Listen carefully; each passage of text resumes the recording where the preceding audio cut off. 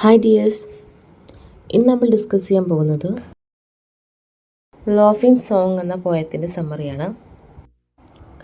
ഈ പോയം എഴുതിയിരിക്കുന്നത് William Blake എന്ന റൈറ്ററാണ്. അദ്ദേഹം ഒരു ഇംഗ്ലീഷ് പോയറ്റും ചിത്രകാരനും കൊത്തുപണികൾ ചെയ്യുന്ന ആളുമായിരുന്നു. അദ്ദേഹം റൊമാൻറ്റിക് കാലഘട്ടത്തിലെ ഒരു എഴുത്തുകാരനാണ്. അദ്ദേഹത്തിൻ്റെ മിക്ക കവിതകളിലും നിഷ്കളങ്കതയും അനുഭവവും തമ്മിലുള്ള ഒരു സന്തുലനം നമുക്ക് കാണാൻ പറ്റും.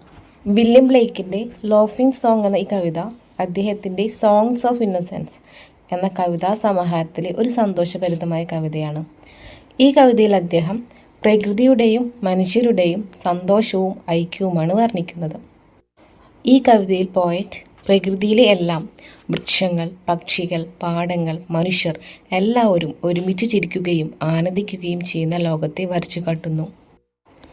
ഈ കവിത പ്രകൃതിയുടെയും മനുഷ്യൻ്റെയും നിർമ്മലമായ സന്തോഷം, സമാധാനം, സഹജീവിതം എന്നിവയെക്കുറിച്ചും വർണ്ണിക്കുന്നു. അതുകൂടാതെ ബാല്യത്തിൻ്റെ നിഷ്കളങ്കതയും പ്രകൃതിയോടുള്ള സ്നേഹവും കവിതയുടെ മുഖ്യ സന്ദേശങ്ങളാണ്. ഇനി നമുക്ക് പോയത്തിലേക്ക് കടക്കാം. First answer. When the green woods laugh with the voice of joy, and the dimpling stream runs laughing by, when the air does laugh without merry wit, and the green hill laughs with the noise of it. First ആൻസറിൽ കവി പ്രകൃതിയുടെ സന്തോഷമാണ് വരച്ചു കാട്ടുന്നത്. Green Woods, പച്ചക്കാടുകൾ സന്തോഷത്തിൻ്റെ ശബ്ദത്തോടെ ചിരിക്കുന്നു എന്നാണ് പറയുന്നത്. അതേപോലെ തന്നെ ഡിംബ്ലിംഗ് സ്ട്രീം, ഡിംപിൾ എന്ന് വെച്ചിട്ടുണ്ടെങ്കിൽ നുണക്കുഴി, ഡിംബ്ലിംഗ് സ്ട്രീം എന്ന് വെച്ചിട്ടുണ്ടെങ്കിൽ ചെറിയ അലകളോട് കൂടി ഒഴുകുന്ന നദീനെയാണ് ഇവിടെ ഡിംബ്ലിംഗ് സ്ട്രീം എന്നതുകൊണ്ട് ഉദ്ദേശിക്കുന്നത്. ഇവിടെ നദി സാവധാനം ഒഴുകുമ്പോൾ അതിൻ്റെ മുകൾ ഭാഗത്ത് ചെറിയ തരംഗങ്ങൾ ഉണ്ടാകുന്നു. അപ്പോൾ മനുഷ്യൻ്റെ മുഖത്തിലെ കുഴിയുള്ള ചിരി പോലെയാണെങ്കിൽ നുണക്കുഴി നിറഞ്ഞ ചിരി പോലെയാണ് കവിക്ക് തോന്നുന്നത്. അതുകൊണ്ടാണ് കവി പറയുന്നത് നദിയും പ്രകൃതിയിൽ ഒന്നായി ചിരിയാലും സന്തോഷത്താലും നിറഞ്ഞിരിക്കുന്നു എന്ന്. പിന്നെ വായുവും കുന്നുകളും, വായു അല്ലെങ്കിൽ അന്തരീക്ഷം അത് നമ്മുടെ തമാശയിൽ ചിരിക്കുന്നു, പച്ചക്കുന്ന് അതിൻ്റെ ശബ്ദത്തിൽ ചിരിക്കുന്നു എന്നാണ് പറയുന്നത്. അപ്പോൾ ഇവിടെ വായുവും കുന്നുകളും എല്ലാം സന്തോഷത്തോടെ നിറഞ്ഞതാണ്. ഈ സ്റ്റാൻസയിൽ പ്രകൃതിയുടെ ആനന്ദവും സന്തോഷവുമാണ് പ്രകടമാക്കുന്നത്. Second stanza. When the meadows laugh with lively green, and the grasshopper laugh in the merry scene, when Mary and Susan and Emily with their sweet round mouth sing ha ha he.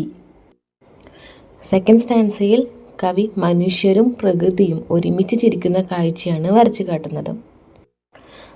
ഈ സ്റ്റാൻസയിൽ പ്രകൃതിയുടെ ചിരിയിൽ പങ്കുചേരുന്ന കുട്ടികളെ Mary, Susan, Emily എന്നീ കുട്ടികളെ കവിയോടെ പരിചയപ്പെടുത്തുന്നു.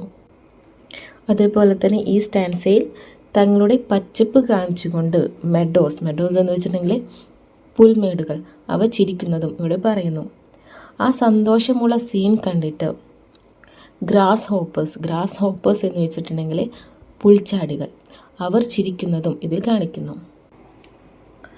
പിന്നെ Mary, Susan, Emily എന്നീ കുട്ടികൾ അവരുടെ മധുരമായ ചിരിയോടെ പാടുന്നു ഹാ ഹാ ഹീ എന്ന്. ഈ ആനന്ദഗീതത്തിലൂടെ അവർ പ്രകൃതിയുമായി ഒന്നു ചേർന്ന് പോകുന്നു എന്നാണ് അവിടെ ഉദ്ദേശിക്കുന്നത്. ഈ സ്റ്റാൻസയിൽ പ്രകൃതിയും മനുഷ്യരും ഒരുമിച്ച് ആനന്ദം പങ്കിടുന്നു, സന്തോഷം പങ്കിടുന്നു.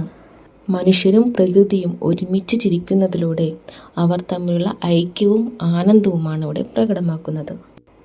ഇനി തേർഡ് സ്റ്റാൻസ നോക്കാം.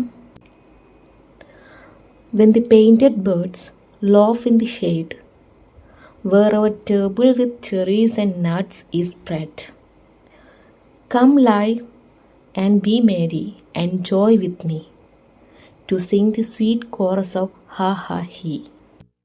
അവസാനത്തെ സ്റ്റാൻസിൽ കവി എല്ലാവരെയും ഈ ആനന്ദത്തിൽ പങ്കുചേരാൻ വിളിക്കുകയാണ്. ഇവിടെ പെയിൻറ്റഡ് ബേർഡ്സ് എന്ന് പറയുന്നുണ്ട്. എന്ന് വെച്ചിട്ടുണ്ടെങ്കിൽ നിറഞ്ഞ നിറങ്ങളുള്ള മനോഹരമായ പക്ഷികളെയാണ് സൂചിപ്പിക്കുന്നത്. പെയിൻറ്റഡ് എന്ന പദം ഉപയോഗിക്കുന്നതിന് കാരണം പക്ഷികളുടെ ചിറകുകൾ നിരവധി നിറങ്ങളാൽ തിളങ്ങുന്നതായി കാണിക്കുന്നതിനാണ്. അതൊരു ചിത്രക്കാരൻ പെയിൻറ്റ് ചെയ്തതുപോലെയാണ് പറയുന്നത്. ഇത് പ്രകൃതിയുടെ സൗന്ദര്യവും സന്തോഷവുമാണ് കാണിക്കുന്നത്.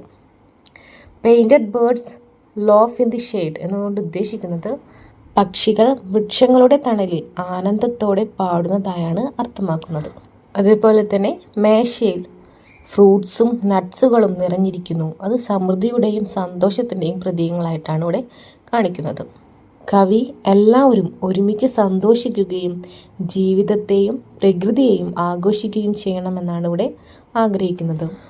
ഈ കവിത സന്തോഷം, സമാധാനം, ഐക്യം എന്നിവ നിറഞ്ഞൊരു മനോഹരമായ ശബ്ദത്തോടെയാണ് അവസാനിക്കുന്നത്. ലോഫിംഗ് സോങ്, ചിരിക്കുന്ന ഗാനം എന്നീ കവിത മനുഷ്യനും പ്രകൃതിയും തമ്മിലുള്ള സന്തോഷവും നിഷ്കളങ്കതയും ഐക്യവും ആഘോഷിക്കുന്നു. പ്രകൃതിയോടൊത്ത് ജീവിക്കുമ്പോൾ ജീവിതം ചിരിയാലും സമാധാനത്തോടും നിറഞ്ഞിരിക്കുമെന്ന് കവി പറയുന്നു.